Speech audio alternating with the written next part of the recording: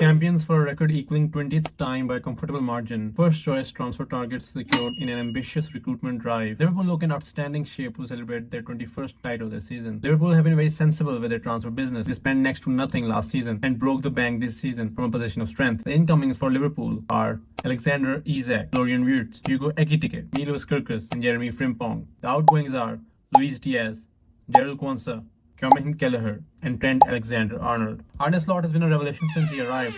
He's a pragmatic coach. He likes to move forward, but also wants to keep control of the game by keeping possession of the ball. Liverpool under him do not play risky passes into the final third. Instead, they wait for the opponent to open up and then strike. Slot's approach is about finding the right balance between calm and chaos. Even though Liverpool cruised to the Premier League title by ease last year, it won't be that simple this time around. I'm not talking about their competition, but about the battle within. While Liverpool have signed some amazing players that will surely strengthen an already strong squad, they have also disrupted the winning formula from last season. With all this new first team talent, it will take some time for this Liverpool team to transition into playing the type of football Slot wants them to play. Anyhow, this is necessarily not a bad problem to have, and I'm sure Slot will find a way. I predict Liverpool to finish first this season and win the Premier League title again. Ones to watch from this Liverpool team is the youngster Rio and Conor Bradley. Bournemouth came up short in their quest to play for Europe last season, as a positive season fizzled out by getting only 3 wins in the final 15 matches. And now 3 of the back 5 from last season have departed. Huijsen for Real Madrid, Kerkez for Liverpool, and Zabarny for Paris Saint-Germain. The thing worth remembering is that while it appears Bournemouth have been decimated, those on the inside recognize this is how their buy low sell high model works. Bournemouth have brought in Georgi Petrovic, a 25 million signing from Chelsea, to take over the number 1 goalkeeper spot. To replace Kerkez, Bournemouth sealed the signing of the 23-year-old Belgium-born left-back Adrian Truffert for an initial 11.4 million from Rennes. Now let's talk about the manager, Andoni Iraola, because I love him. He led Bournemouth to 56 points last season, their record tally in the top flight, as they finished 9th, equaling their best finish. He is the one that makes this Bournemouth team click. Ones to watch from Bournemouth this season is Adrian Truffert. I predict Bournemouth to finish 9th this season. There was disappointment last season that European football did not return to the cottage. Marco Silva's team has an unhappy habit of squandering promising positions and being hysterically inconsistent. Beating Liverpool 3-2 on 6th April was a keynote performance for Silva's style of play, taking the game to the eventual champions, playing muscular, high-risk football. Then on 10th May, despite taking the lead, a 3-1 loss to the inferior Everton ended dreams of even the Conference League. That Everton loss coincided with the launch day for the Riverside Stand, a £350 million project designed to future-proof the club by bringing non-match day revenue into the coffers as a Hotel Cuisine membership establishment, serving up the luxury lounge life on the banks of the Thames. Marco Silva has been a prime asset to Fulham, proven in regenerating fallen talent. Alex Iwobi is a prime example. Cottagers fans are treated to some fine attacking football, but entering the final year of his contract, how committed should Silva remain? Beyond a reserve goalkeeper, he welcomed close to nobody fresh to summer training in Portugal. That suggests that ambitions will need to be matched to retain him. I predict Fulham to finish 14th this season. Ones to watch from Fulham is Kevin, the Villian regen.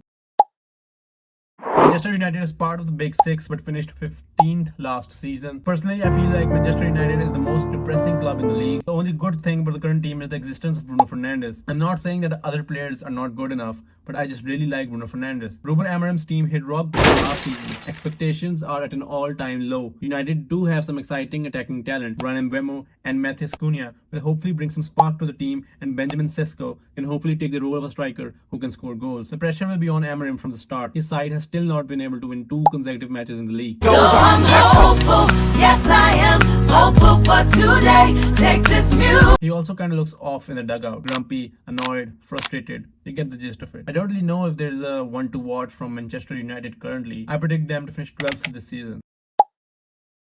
Danger for West Ham is that this is the season their dysfunction catches up to them. They have regressed since winning the Europa Conference League 2 years ago, and funds are tight after a series of costly errors in the transfer market. And Graham Potter is yet to demonstrate that he is capable of silencing the doubters. Wait a minute, I'm getting a call. Alright, I'll let them know. Graham Potter has been sacked, so that's that. Some fans fear a relegation battle beckons. West Ham finished 14th last season and were very underwhelming. They tried to move on from David Moyes' pragmatism by replacing the squad with Julian Lopetegui, which proved to be a disaster. However, West Ham fans still have something to smile about. Lucas Paqueta is free from betting charges and he is a really good player. Jared Bowen, the captain, will always deliver. And then there have been some encouraging additions in Al-Haji Malik Diouf in left back and Mateus Fernandes in the midfield. Ones to watch from West Ham this season will be Crescencio Somerville and Mateus Fernandes. I predict West Ham to finish 15th in the league this season. Wolves did escape relegation last year when they relieved Gary O'Neill from his duties and handed the rein to the Portuguese manager Vitor Pereira. However, I do not think the way Wolves are operating, they can continue to play at a high level. Year after year, they sell their best players but fail to replace them. Pedro Neto, Morgan Gibbs-White, Theus Nunes, Ruben Neves, Matheus Cunha, and Ryan Aït-Nouri all have left the club for the past few years, and Wolves have not been able to sign any players of their caliber after their departure. However, there are some positives from the current squad. Jorgen Strand Larsen, who is a top striker and scored 14 goals in the league last season, is still with them, and the arrival of electric John Arias will add some flair to the pitch whenever given the chance to play. To conclude, I do believe that the squad is a bit undercooked and this will be a tough season for the Wolverhampton fans. I predict Wolves to finish 19th in the Premier League this season and get relegated. Sunderland has spent around £130 million on 11 signings to date. The all-important central midfield contains real ability in the shape of the gifted Enzo Laffy, whose loan from Roma has turned into a formal transfer. The Arsenal and Bayer Leverkusen old boy Granit Xhaka, and the high-rated 30 million Senegal and former Strasbourg midfielder Habib Diarra. Last season star Job Bellingham, now at Dortmund, will be missed, and the manager Regis Lebris faces quite a challenge into blending so many newcomers into a cohesive unit. Re-establishing themselves in the top flight after an 8-year absence will be hard, but the club is certainly throwing everything at the challenge. The Stadium of Light regulars will hope first-team roles are found for much-loved players of last season's promotion, including last season's striker Wilson Isidore, and above all, the talented local-born midfielder Chris Rick. Harmony off the pitch and unity on it were formidably strong last season. But the question is, can that glorious spirit be recreated this season? Only time will tell. One to watch from Sunderland will be Enzo Laffy. I predict Sunderland to finish 16th in the Premier League this season.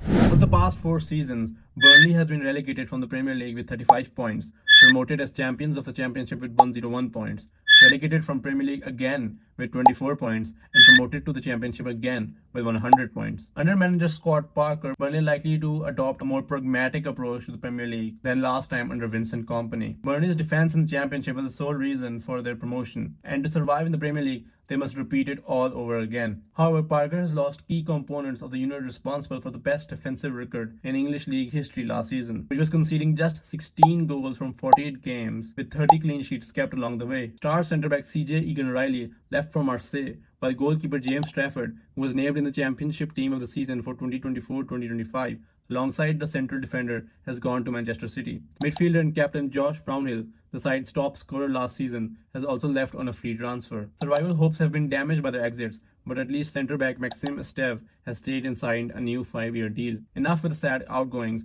let's talk about who has been brought in. Burnley have managed to add veteran Kyle Walker and Axel Tuanzebe in defence. Martin Dubravka, who I rate very highly from Newcastle, will be the guardian of the goal. Scott Parker might be somewhat of a championship specialist. He has brought a team from the Championship to the Premier League 3 times, also achieving this at the first time of asking. However, he has never achieved a second successive season in a top flight as a manager. Will Parker finally be able to defeat the demons of the Premier League and break the curse, or will he fall short yet again? I predict Burnley to finish 20th in the Premier League this season and get relegated. Wants to watch from Burnley is Jadon Anthony. So that's it. This was the final video of this series. Hopefully we'll move on to bigger and greater things next week.